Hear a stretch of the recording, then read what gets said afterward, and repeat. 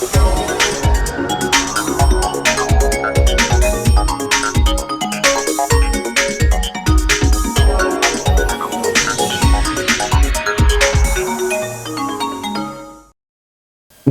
nnyo ku Beg TV nze Kibalizi John nga bulijjo tuli mu programu ensonga mu ddiiro. Akalulu k'NRM kakyatokota. Abantu bakyalwana abamu balwana na kaadi abalala tebalina abavuganyiza. Omu ku abo nno ye Salimu Uhuru Nsubuga meya wa Kampala ate chairman w'NRM kulika. Alhamdulillah.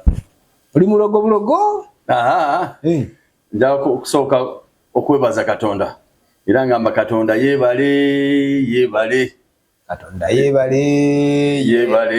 Nja kukwebazanga emirembe gyonna, nja kukwebazanga obuteddiza. Alhamdulillah. Kayimba k'Abakristu kamuzia. Alhamdulillah. Ndi musiraamu naye nzikiriza mu ddiini endala kubanga ffe tetusosola mu madiini. So nja kwebaza nnyo bana NRM, bana Kampala, naddala bana NRM okunteekamu obwesige. Mujjukira bulungi mu kalulu ka district era navaayo unopposite. Era ekirabo kye bampadde guno gwokubiri okwata bendera ya NRM unopposite. Ovuganyizi ngamba alhamdulillah bannange mwebale kunjagala, mwebale kundabamu omulamwa, mwebale okulaba mbu Uhuru yasobola, mwebale okulaba mbu Uhuru ye muntu yagenda okubeera nga ye NRM flag bearer waffe 2026. Akalulu kuba kawangudde dda tetukyalina kirugamba. Banna Kampala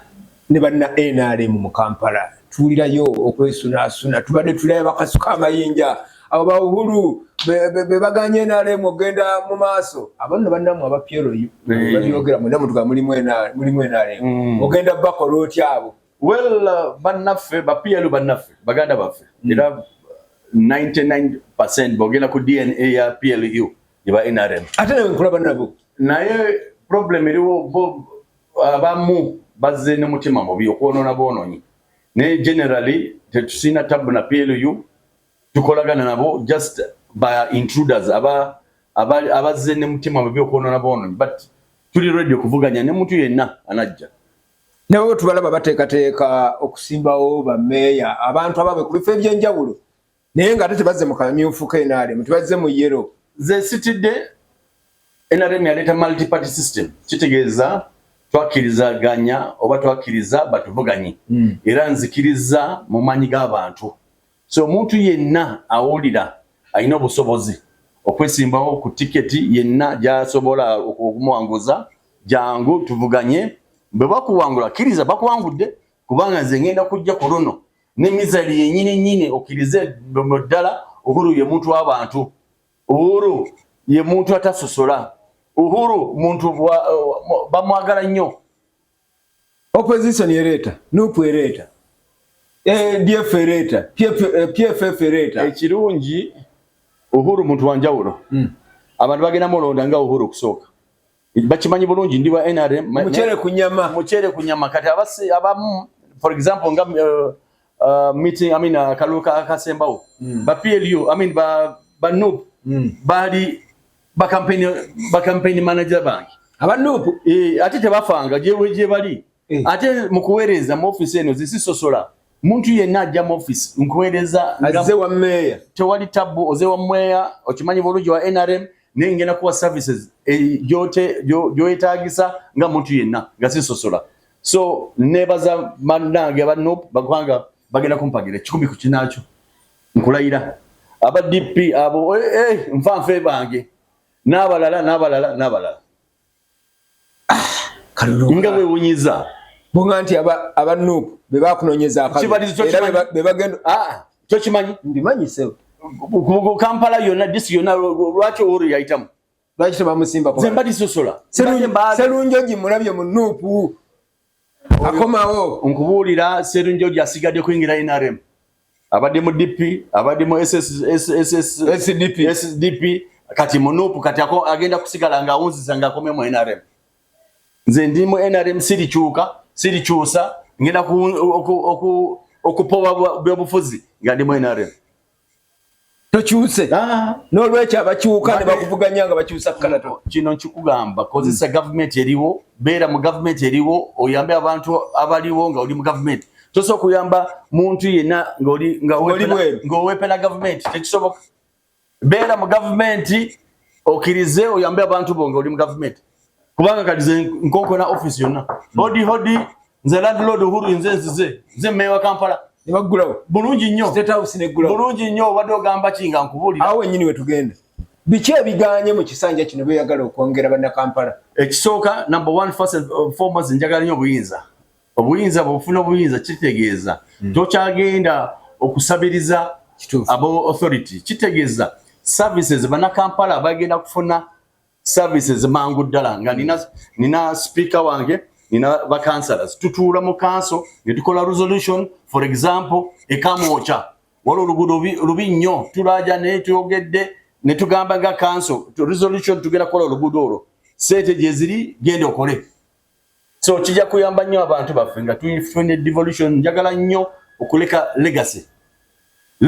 abantu baffe abantu bonna bajjukire nti omusajja oyo Uhuru yali meya ekiddako ngenda kumenya inshallah ekizimbe kino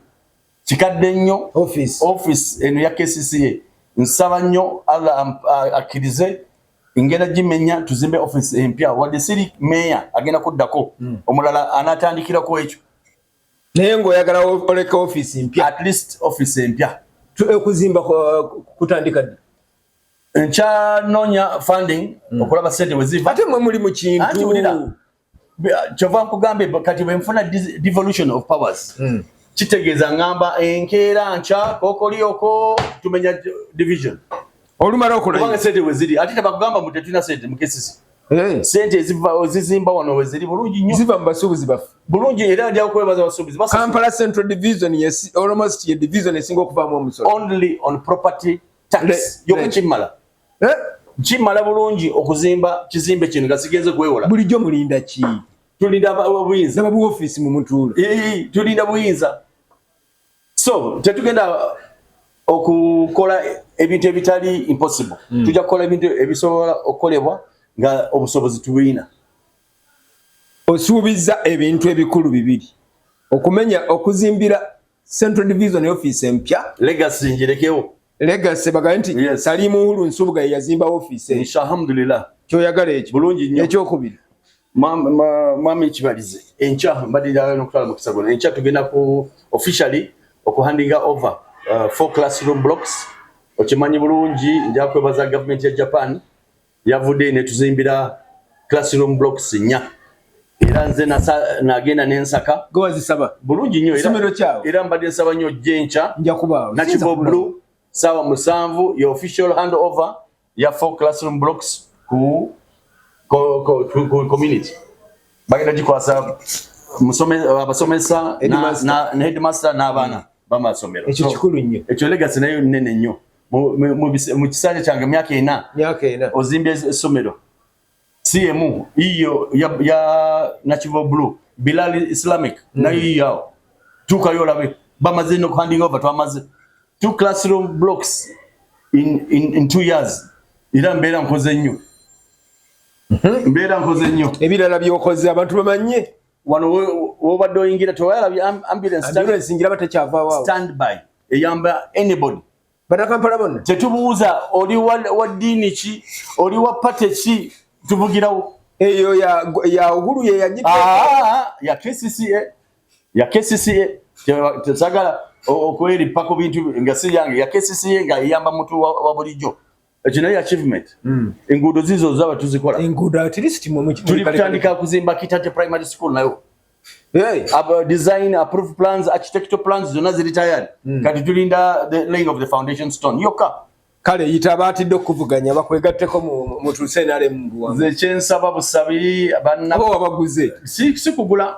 muntu yenna ayagala kwesimba ku Uhuru kusaba busabi jangu negatteko tukole kubanga ojja kwesinga time yo ndi mukwana gwa banji ndi muntu w'abantu ate tojja kunsobola kintu kino mukimanyi bulungi newaddeyo okukolera mu Uganda nga sisosola so kisigadde kugwe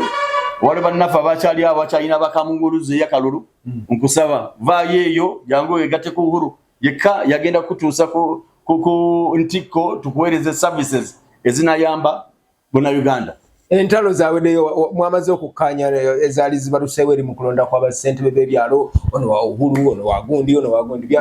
ze kyenisazeewo kati nga sentebe kati nze sentebe omugole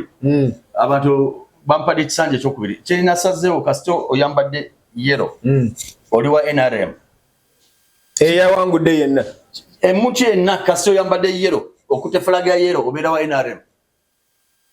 wetulaga kati tetukyali ku NRM tuli ku balabe balala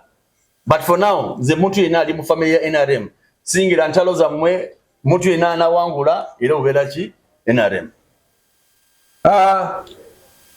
bannakampala balindiridde ebinaava mu ofiisi yo nga ssentebe w'ekibiina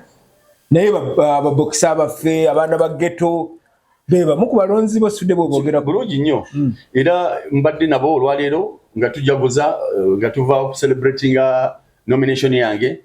era ne tuvaayo okimanyi bulungi bannaghetto bali very proud basiima nnyo okulaba Uhuru nga yali ku ntikko basanyuka nnyo okulaba munnaghetto munnaabwe omwana azaalwa mu Kisenyi yali muki ye meya wa Kampala Central Division twali ne Kanyakana mukimanyi bulungi naye wa ghetto nakana navaayo kati Uhuru yaliko okitegeera so we are very proud okulaba bannaffe n'abali mu ghetto basobola okubeera mu leadership position ate nga baweereza bulungi tojja kumpulira mu budirudiru tojja kumpulira mu buyayeyayi tojja kumpulira mu anything ekikosanze pate yange ne family yange toli kiraba era temugezaako okujja wange mudetera diri sikola diru sikola diru obukulembeze tobuviire mwawo gwatakola diru ku mulembe guno ndi mwavu bagambe ndi mwavu gomanyi Uhuru as mayor oba Uhuru nga businessman bali nnyo oyogera mazima era abantu kantu ali mu kisalo guno baana kibagizi kaneebaze sekwebaze bakasoma bange ababadde bampagira all along bannange myaka 62 years nga tuli mu business bannange bali omuceere bajja muceere mu nyama wali omuceere mu nyama n'oluyimba ne baluyimba bakumpeke ya nabbe eyo ekyusa obulamu n'olwekyo bannange tubeeyanziza nnyo tetugenda kusukawaawo Salimu Uhuru nga bwebategeezeza